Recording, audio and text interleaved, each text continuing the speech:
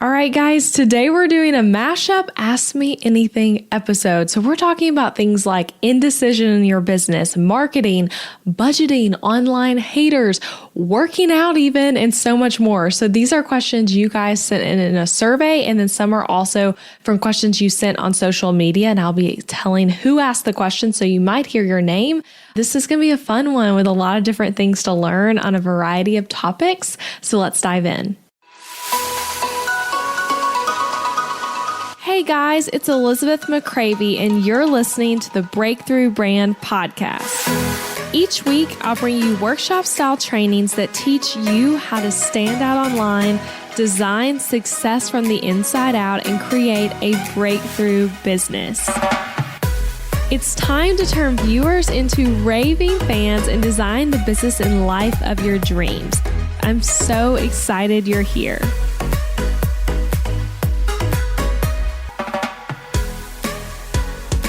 All right, guys, welcome back to the Breakthrough Brand Podcast. I'm your host, Elizabeth McCravy, and this is a fun one. So I did one of these types of episodes, like an Ask Me Anything thing, a while back. Haven't done one in a while. And I was thinking about okay, I want to record a podcast today. I had another outline that I was thinking about recording, but I feel like it's not quite finished yet. So I was like, I'm going to go to this survey I have actually from the end of 2019. So kind of old. I did an end of the year survey. And these were questions from that. And I had over 100 questions that was the answer to the question of if you could ask Elizabeth anything, what would you ask? So I basically went through those and found some that I'm like, I haven't really talked about this on the podcast before. I skipped some that I've done full episodes on, but these are ones where it's like, I haven't really talked about, or there's not enough content to do a full episode on. So we're going to go through them here. And we got, I don't even know how many, but quite a few questions. Some I'll answer quickly, some I'll dive deeper into. And yeah, I hope you guys enjoy this. And I do want to say before we start, if you ever have a question where you're like, oh, I would like to hear her answer this in one of these types of episodes, send it to me in an Instagram DM and tell me, hey, next time you do an Ask Me Anything episode, this is a question to include. So anyway, I would love to hear your questions. Okay, let's dive into this first one. So this is from Katie, and she says, how do you budget best when your income is inconsistent? So I really liked this question, and this is something I feel like not enough people talk about what you actually do, because we all feel unqualified to answer this, because the truth is I'm also figuring all this out just like you are. But I can tell you what I did early on in my business and what I do now. And I'd also say the interesting thing about this, that's the hard thing about owning a business versus being salaried. Because when you're salaried, you have a consistent income. It's really easy in your personal finances to figure out how much you can save, how much you can tithe, how much can you go on vacation for in a couple months and know you'll have the money for, all of that sort of stuff. But in a business, it's so much more unpredictable, but it's also incredible because your income is literally limitless. Really. So I wouldn't trade it personally, and you'll get used to it, and it's totally worth it. So again, I'm not a bookkeeper or an accountant, but I can tell you what I did early in my business and also what I do now with this problem. So my business revenue and profits have always been inconsistent month to month. Like right now they were when I started. They're always inconsistent. And now I feel like I have a really good grasp though on what I can expect, which is super helpful. And I'll talk about that in a moment. But yeah, they've always been consistent. The truth is, we do things like launches, sales. You might have a big month where you book a bunch of clients and then you're not in booking mode anymore. So because of that, it's going to be inconsistent. And that's just really a part of online business. So here's what I did early on. So when I first started my business, first thing I want to say, if you're new to this, keep business money separate from your personal finances. They need to be two separate checking accounts. Do not intermingle them. It is a headache. Okay. So I kept early on my expenses really, really low, and I still try to be wise and keep them as low as possible, because I don't want to run into the problem of possibly going into the negative because of spending more than I make. So early on, I knew that was never going to be a problem. I was always spending less than I would be making that month, even if I made the bare minimum. So I also do now and have always kept expenses on a credit card. Okay. I know some people are anti-credit card. I am not. I love credit cards. I think they're amazing for your business. I think the rewards are awesome. Cash back is awesome. I can get excited sometimes when I invest in something really expensive because I know I'll get, $50, $100, whatever back in cash back on my credit card. So I like credit cards, but one thing that has to do with here is they help with cash flow. So by keeping all expenses for the most part, there's some that have to come out of a checking account, but for most of them in my business, I keep them on a credit card. And so if your account is like a little lower at the moment and a big expense hits, you don't have to worry about the cash flow of it because it's on a credit card and you always just want to pay it off every month. Do not let interest happen. Credit card interest is literally the worst ever. And I've never carried a balance in my credit card. I always pay it off. So if you can pay it off and like manage it responsibly, it's totally worth it to have credit cards. But I love that because it keeps it all separate, makes it easier to manage. Another thing, set aside 20 to 25%. Some people say 30%, maybe talk to an accountant or bookkeeper for that. But I set aside 20 to 25% for taxes each month. And then I pay myself from that and put that into my personal finances. Okay. So early on, this kind of gets to the question about budgeting. I paid myself almost every penny I made. So I was not carrying a profit in the business. So let's say if I made $3,000 one month, then, I would set aside the amount for taxes. And then after that, we would have $3,000 to work with in our personal finances. So we would like month to month figure out, okay, $3,000 this month, let's tithe and save based off that number. And if I made more than that or less than that, it would be the same thing. Like that's the number you're working with. And so it was month to month figuring that out. But I also knew how much money I needed to make in order for us to pay bills and keep things afloat and do all that. And I didn't get below that number, which is really great. And I know that doesn't happen to everyone, but I knew what that number was and was able to always stay above that. So month to month, it was different. Like we were saving different amounts, we were tithing different amounts, investing different amounts, all of that. So I paid myself basically everything I made, and then I kept about $500 in the business account, and I tried to build that up slowly. I got to a point where now I've built it up a lot, but I slowly built that number up to be more and more of a buffer in my business. So if there was a month where now I, it couldn't work for some reason or didn't make as much as I was planning to pay myself, there's some buffer money there. Or if you spent more because something happened where you had to spend a ton of money, I don't know what that would be, but there's a buffer. So I would say try to build that up, kind of like an emergency fund for your business, really. You could end up having, for example, taxes be way higher than you had budgeted for, that sort of thing. So I originally, though, kept like 500 and then built that up. So now, though, I have salaried myself and I actually leave a lot of money in my business each month as business savings. So I have like thousands in business savings, and then I pay myself a set salary. I do a quarterly bonus for myself. That's something new I started doing this year. So really, I've only done it once right now, and I guess I'm about to do it again. But I do a quarterly bonus that then my husband and I will invest or put into savings in our personal finances. But besides that, month to month, I'm paying myself a salary. I'm leaving the rest in the business. And also, it feels so crazy sometimes. It kind of stresses me out, if I'm being honest. But I spend a lot more money in my business now, month to month. And it's so crazy looking at you guys. Like, I was just in my spreadsheets this morning, but like, I spend more now in 1 month than I might have made in like 2 or 3 months a couple of years ago, which can feel overwhelming, like spending more than like that feels such like a big number, but I do believe you have to spend money to make money. And I keep tabs on how much I'm spending. I'm always trying to keep costs low. And if the cost of something is not converting or not worth it, I want to get rid of it. And I'm really proud because my business does have really great profit margins. And I am able to run a really low cost online business compared to what is typical, because you guys, when you hear someone saying like, hypothetically, they make, let's say, $500,000 a year, a lot of times people are spending half of that or more to operate the business. And then them as the CEO might only be taking $100K. So it's like, it's not always what the number isn't always what it seems, basically. So I'm really proud that I don't spend too much money and I am able to pay myself really well.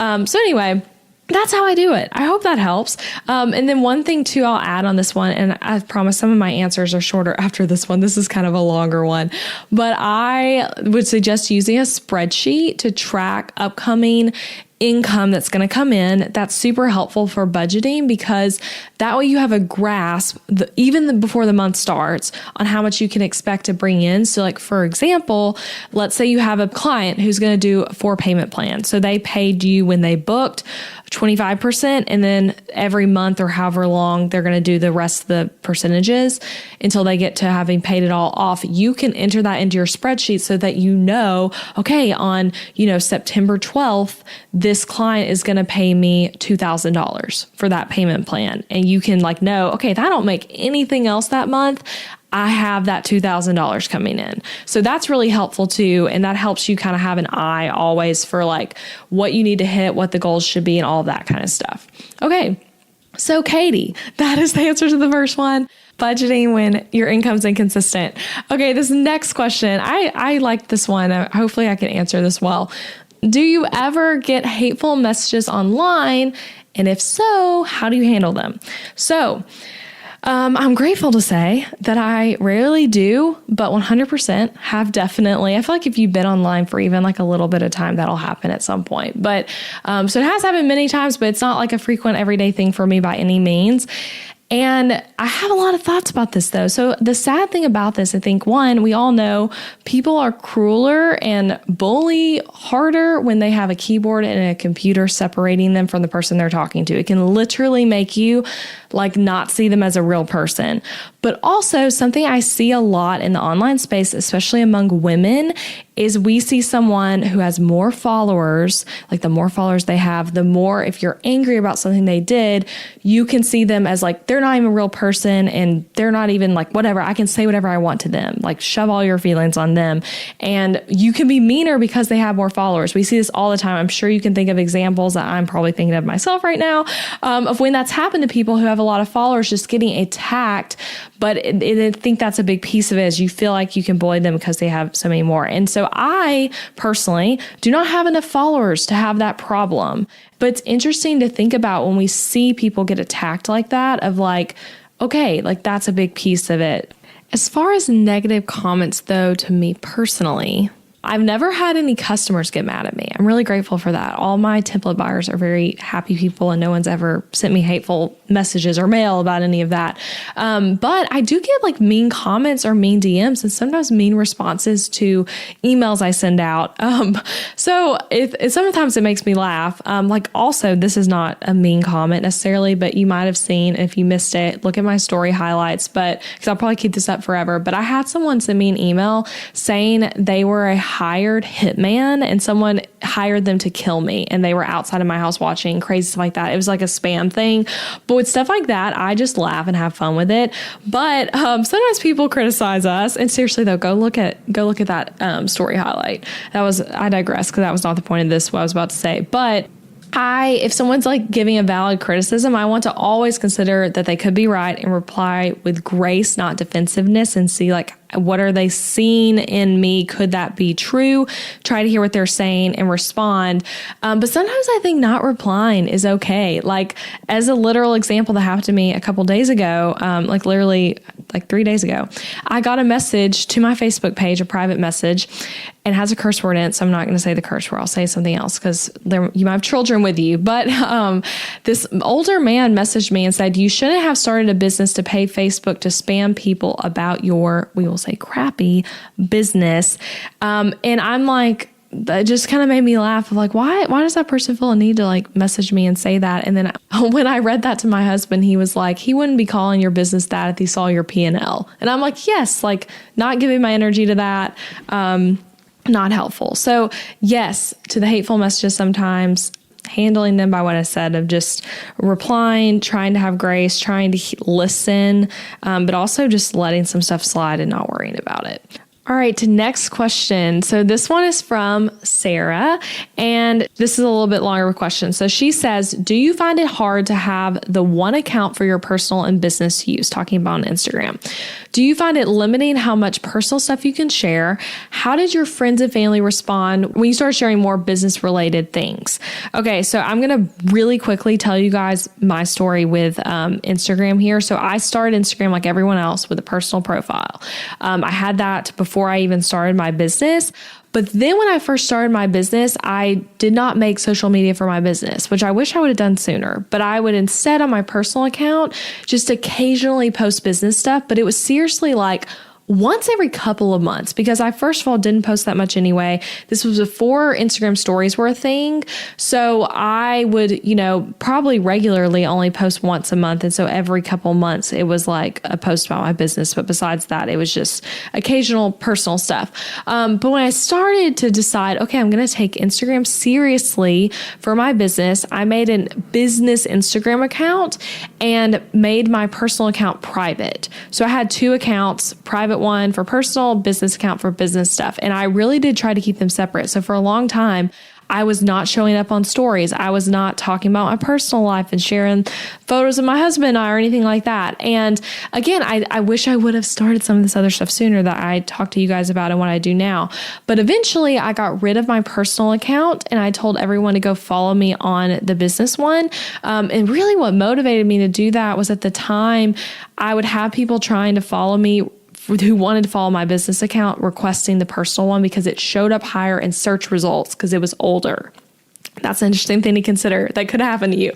But people would click on that one and they both said my name, but had like different stuff and then to help me know which one was different. But anyway, so I got separate ones. So about the criticalness from people So no one was ever critical to me to my face when I started sharing more business stuff on the personal account or when I started the business Instagram account. Everyone I knew and was friends with and family, they were all super encouraging. My sister would always tell me that she felt like I was a different person on stories, though, which was funny.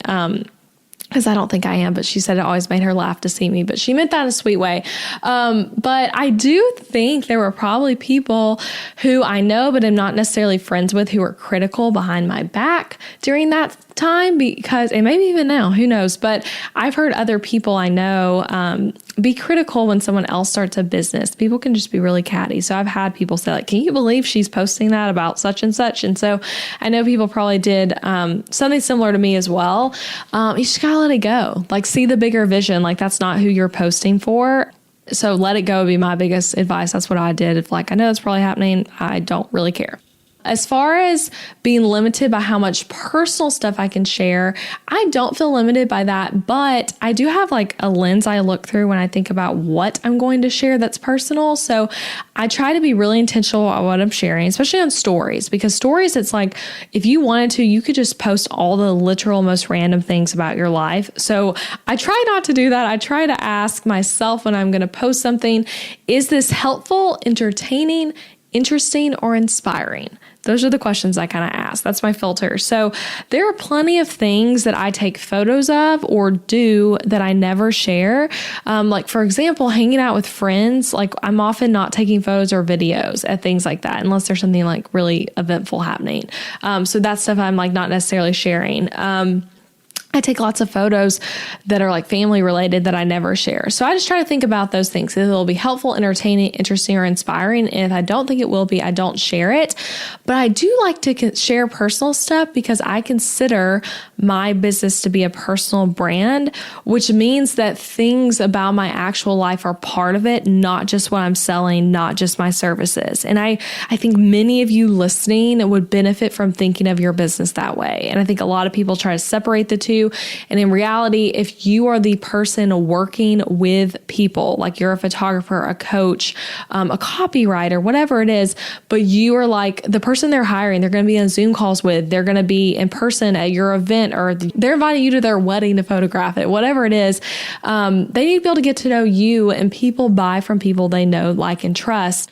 Showing your face, showing your personal life, sharing your quirks and things like that can be huge for connecting with people and growing your audience. And I think sometimes we think we have to show up perfectly, but really, I think it gives other people a lot of grace and makes you enjoyable to follow when everything you share isn't so polished, which is what Instagram stories really lets you do. So anyway, I would highly encourage you guys, you can keep the personal and business accounts separate, but regardless, wherever you're saying, hey, if you're interested in my business, I want you to follow me here. Definitely share the personal too. Be bold with it. And kind of, I'm getting ahead of myself because there's another question that relates to some of this. That's actually next. I'm going to talk about that one next. But yes, I don't feel limited, and friends and family were kind about it. Okay, so next question. This one goes off of that one. This is from Shannon. So she asked, how do you market yourself well if you're an introvert, especially on Instagram stories? So again, this kind of relates to what I was saying, but I think first of all, you can totally be introverted and show up well in stories. I actually myself am an introvert, and I think shyness is really what we're talking about when we ask this question. Not being an introvert, but being shy is what can make it tough. And I have some really fast, practical tips. And again, this kind of relates to the last one too, if you're nervous about showing up. But I have 3 little tips I want to share with you guys. So first of all, this is such a helpful lens. Realize that the people you follow on Instagram who are successful and who you enjoy following are posting on stories and are showing up boldly on social media. I guarantee you, if you were to make a list of like, these are my 3 favorite people to follow on Instagram, you like following them because of the way they're showing up. And you might be over here though saying, I'm introverted, I'm shy, I'm scared of showing up that same way. But if you want to attract people the way they are, you need to be willing to share, and not copying them by any means, but like showing up is key. Showing up, being authentic, having an opinion, all that kind of stuff is what makes someone interesting to follow. So just kind of think through that lens of like, if you're going to make a list, maybe make it of like, who are the people I really enjoy following, what is attracting you to them, and like, how can you have that same energy in the way you're showing up on stuff. Another tip, practice it. Practice is so key here, you guys. You're not going to feel like a total pro at something the first time you do it. Even thinking about for me with this podcast, I still don't feel like a total pro, but especially if I go back and listen to like the first couple episodes I did, you can tell even in the way I'm talking, I had less confidence. It takes time to build up confidence. So practice it. Don't be afraid to do multiple takes and start over, and just know that you'll get more confident the more times you do something. So like, start showing up on stories now, even when you have a small audience, and then you will be better and more confident as your audience grows. Another one that's just kind of funny, but I totally think you should do this. You can hide your stories from people. So if you just like, once you've posted a couple stories and go view your own stories, there's a settings button, and then there's an option to hide stories from people. And you can literally select people who have been looking at your stories and make it so they don't see your stories. So they're still following you and they just think you're not posting on stories. So a great time to do this would be if there's some person you know from high school who you're like, she's being judgy about my business, or whoever it is, just hide your stories from them. Let them see like the main post content, but don't let them see your stories, and they can keep following you and not even know anything's up. But then maybe that will be helpful to you showing up, but like not worrying about that person seeing it. I just know that was helpful to me at one point early on in my business. So yeah, that's my tips for marketing yourself well if you're introverted on Instagram. Okay, this is a more personal question that I have a pretty short answer to, but this is from Courtney, and she asked, what do you do for your workouts? So I really love talking about exercise and do a lot in my personal life, but not really in my business. So this was like, when I saw this one, I was like, oh, I should answer that one.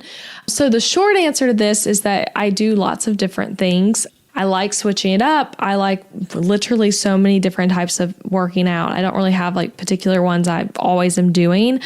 Just recently though, my husband and I together did Kayla Itzines. I hope I'm saying her last name right. I always say Itzines, which might be wrong, but her program is BBG through the Sweat app. We did her 12-week BBG program, and we started it at the beginning of quarantine time, because we were like, okay, we have to figure out how to work out from home. And we were literally using like gallons of water and things like that for weights because we didn't have any dumbbells. But it's a lot of body weight stuff, really high intensity and fast, but like you're done in less than 30 minutes. And I really love those workouts. I've done them on and off since I was in college. And I'm like such a big fan of her and really admire her and her business. So anyway, I love those workouts. I also like cardio. I used to be really into running for years and had a knee injury, and now I can't run long distance very well without being in a lot of pain. So I don't do as much running. But in general, I really like to listen to my body with exercise. And I think of exercise as like kind of therapy, me time, like totally for me, self-care time. So sometimes I'm like, I want to go to the gym and I want to blast loud music and do tons of burpees and sprints and box jumps and things like that. And then other times I want to walk or jog or do rowing. I really love the rowing machines, and I don't do that for a long time. I'll like do that with running or something like that. But I'll enjoy doing that and like listening to a podcast. So it really varies. And I also really love yoga. I don't do it as much as I used to, like in the class format, especially right now with coronavirus. But I used to teach yoga actually. Like I feel like a lot of people don't know that, and a lot of people do. But I taught yoga for years and am still a certified yoga teacher. And I got certified while I was in college, and then taught during college and right after when I was still starting my business. So I feel really passionately about that and so treasure my time when I became certified. But anyway, that's a little bit of what I like to do. I like weights. I like walking. I really like high intensity stuff like burpees and things like that. One of my favorite things is to do burpees and then like jump lunges and then jump on a box and then run around a track, like literally stuff like that. I love it. But then other times I'm like, I don't have the energy for that. And lately, a lot of my workouts have been just me walking around the track at our gym and thinking, and like literally no music or anything. And I just go on a walk, and I really love that too. It's very therapeutic. Okay, so let's move on to another question. I liked that one. That was fun. Okay, here's another one that I have a short answer to. Have you ever had to discontinue a client relationship in the middle of a project? So this is from Megan, and short answer, yeah, I have. I feel like if you've been in business a little while as a service business, you're going to have a difficult client, whether it's discontinuing in the middle of a project or a project ending poorly. Like, I feel like, I don't want to say inevitable, but like it tends to happen of something not going right, whether it's really dramatically bad or just a little bad. But I have had that happen only once, and it does suck. It's not fun, but my encouragement to anyone going through that of like a really difficult client situation, a project you're thinking about canceling in the middle, is just knowing you are going to learn and grow so much as a service provider from those types of situations, because you're going to learn what doesn't work, what clients you don't want to work with, red flags to watch out for, errors you have in your own systems and contracts, ways that you're not a good communicator. Like, it is a very eye-opening experience, and you'll learn a lot from it. So I would just encourage you to like not be negative Nancy and saying that you just have the worst client ever, but instead trying to learn from it and grow yourself. And on episode 54, I actually did two back-to-back episodes about difficult clients. So one was on how to prevent difficult client situations. And then one was like, hey, you're in the thick of a difficult situation. Here's how to deal with it. So if that's you, if you're like, oh, I need to prepare myself better for that, or I'm in the thick of it now, go back to those two episodes. Those are two of my favorites I've done on this podcast, because I think they're just so super practical, and it's literally what I wish I would have known when I had a really difficult client situation. I really just like two that I would say were really difficult, but I had one that was like, made me consider quitting my business. Like, it was so bad. And now I have a completely new lens on it looking back. But at the time it was like, woo, that was rough. So these are the episodes I would have told myself then. So yeah, that's the answer. Yes. And my advice on all that is really in those episodes. Okay. I only have a few more left. Okay. Let's do this one. This is another like more personal one. I think this is a fun one. Is your husband an entrepreneur too? What does he do for work? And that was on Instagram from Kristen. Okay, so I'm married to Adam. We've been married almost 5 years now. It'll be 5 years August 1st. And we've been together almost 10 years because we've dated a while before we got married. So he is not an entrepreneur, and he actually worked for a Christian ministry called Young Life for the past 5 years. And he also worked for them when we were in college.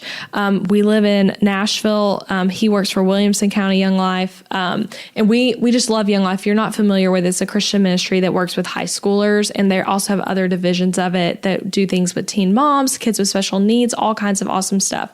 And I was a volunteer Young Life leader for 7 years, and recently quit leading after I graduated a group of girls, because you stay stay with the same group of kids all 4 years that they're in high school. So anyway, we love Young Life. I really, really, really love and believe in the mission of Young Life. And he's had that job the whole time I've had my business.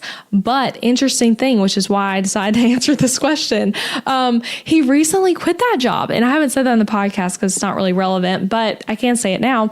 He recently quit his job with Young Life, not because we don't love Young Life, but because he felt like the Lord was calling him to something new.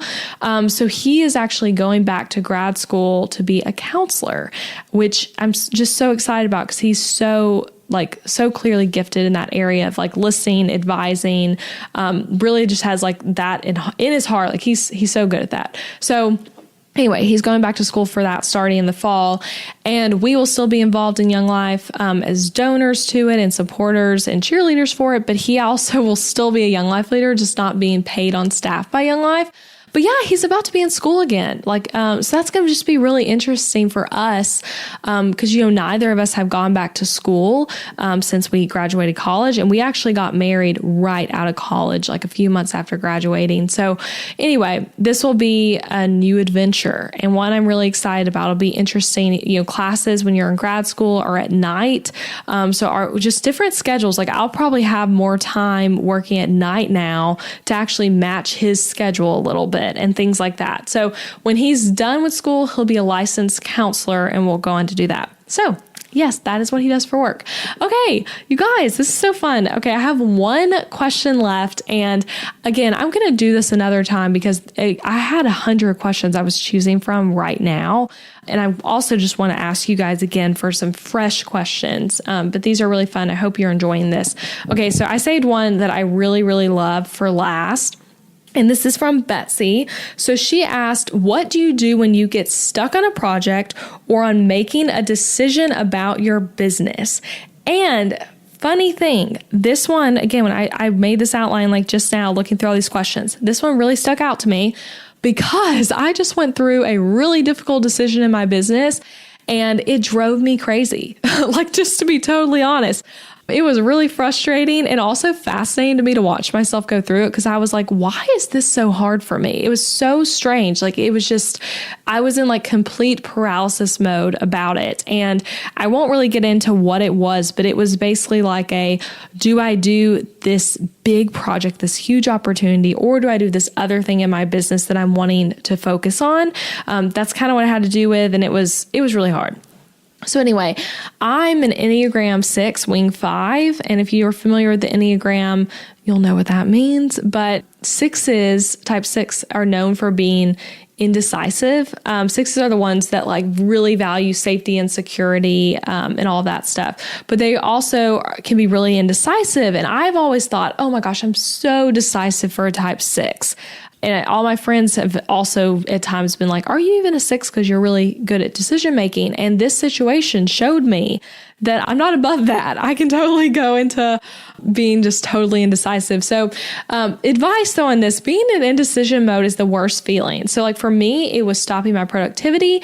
It put me in paralysis on action in other areas of my life. And it made it hard to just move forward at anything. Like I spent so much time stressing and overthinking this situation. And this happened, again, if you listen to the podcast, you heard me say this recently. My dad passed away on Father's Day weekend, literally like less than a month ago. It's been really hard. But this big decision happened right before that happened. And him passing away had a lot to do with why this became harder for me because my schedule has been so changed by his passing of having, I feel like I still haven't gotten to grieve properly because I'm so in the weeds on stuff for his business. That is, my husband and I are running it right now, and all kinds of other legal stuff I've had to do. It's just been crazy, moving him out of his house, all kinds of stuff. So that also contributed to why it became like totally in decision mode. But here's what helped me through all of it. And this is seriously so fresh for me because it was literally like 2 weeks ago that I like finally made the decision on this difficult decision. But here's what I did to help. Pros and cons list. If you literally are in like between two things, make a pros and cons list, actually consider both sides. Another thing, talk to a friend who gets it and who will give you honest feedback and who wants what's best for you at heart. So my go-to person for this when it comes to my business is my friend Jenna Viviano. She's a dear friend. She is wise. She is a prayer warrior for you when you need it. And like, she's someone who I literally had to apologize so many times. I'm like, I know I'm annoying you so much because I kept texting with her about this decision. We had a phone call about it. We texted a ton. My husband got tired of me talking to it and he was like, you're going to have to talk to Jenna about this. But she was really helpful. So having someone who will like listen to you and help you think through it. Praying about it a ton, praying for wisdom, listening to your intuition is another thing I would say with that of like, pray about it, but then also go with your gut. Cause I think the Lord communicates to us a lot of times through what our intuition is telling us to do. It's the Holy Spirit guiding us. My friend Jenna literally told me that when I was feeling so stressed about this decision, she was like, your indecision's telling you what to do here. That is the Holy Spirit leading you, which was really wise advice. Another thing, these are 3 questions I asked myself in the indecision that were really helpful. Again, you guys, I probably sound crazy with how hard this decision was for me. If you knew more about what it was, it would make more sense. But anyway, these are the 3 questions. So if you would be successful either way, what would you do? So if both ways lead to your success, which one do you pick? Basically knowing like your success is inevitable, what do you want to go with? This one's so huge for me. And if you're an Enneagram 6, you'll relate to this one. If someone else were asking you for advice on this, what would you tell them to do? That one for me was huge because I'm like, I know exactly what I'd tell someone else to do, but I was struggling to tell myself that same thing. So asking yourself that, like picture someone else, a dear friend, someone you're coaching coming to you with that same question, what would you tell them? Last question, what is my intuition telling me to do? Like, what is your gut feeling? And the truth is, if something is like, if you're thinking about saying yes to something, but it feels really, really hard to say yes, it's probably a no. That concept of it's not a heck yes, it's a no. Is really true there. So that's my thoughts on what to do when you get stuck on making a decision. And I would say too, like get out of the indecision mode as fast as you can, because making no decision is worse than making the wrong decision. Seriously, like your business is going to be fine either way. Like just pick something. That ended up being my own thought of like, I'm going to be fine either way. I need to just like move on from this because this is stressing me out. So anyway, that was a little longer of an answer than I thought, but yeah, that one is so huge. So that was a great question, Betsy. Okay, you guys, I hope you enjoyed this little Q&A type episode. So here's what I want you to do. If you enjoyed this, send me a DM on Instagram. Tell me what you liked about it. Tell me any takeaways. Share this with people who would enjoy it. And also want to throw out there, if you're listening to this live in the month of July, I'm doing a giveaway every single week over on Instagram. And the way to enter it is literally review the podcast. And then for a bonus entry, or if you've already reviewed it, thank you, by the way, if you have, but if you've already reviewed it, share on your Instagram stories just about an episode that impacted you. It could be this one or another one, however you want to share, just share about the show. And what I'm doing is every week I'm giving away a bunch of business books that I love. So these are the books that have impacted me the most in my business. And I'm giving them away, plus some other goodies to one person each week. And we already picked the winner last week. Her name was Amy. And then we're going to pick a new one every single week. So just know the rest of the month of July, you have that to enter. So just leave a review on the podcast, on Apple Podcasts, and then share about it. Okay. And seriously though, I would love to know what you think of this one, and any questions you're like, I'd love to have that answered next time. Okay, guys, thank you again always for listening, and I'll be back next week with another episode. Bye. Thank you for listening to the podcast this week, friend. I appreciate you being here. And hey, if you enjoyed this episode, I want to tell you about something. I would encourage you to check out my website template shop. Over on elizabethmccravy.com, you'll find Show It website templates, and they are easy to use, strategically designed, and created to help you book more clients and customers. Maybe your current website is really boring. I don't know. Maybe it is, and maybe you don't want to hurt its feelings, but you know it's true. And your website needs to be strategically and intentionally designed in order for it to convert your viewers into raving customers. And that's what these website templates do on MShop. These are pre-made website templates built for the Show It platform where you can plug and play your content into the template with ease and then get started with a website that is made to actually make you money. Isn't that what we all want, right? So go shop the templates at elizabethmccravy.com/shop. That link is also in the show notes. And don't forget that you can actually subscribe to this podcast wherever you're listening so that you never miss an episode. And I would so appreciate it if you left a rating and review for the show on Apple Podcasts, or even just share it with a friend. It's a great way to support the show and then give us your feedback. So thanks so much for listening.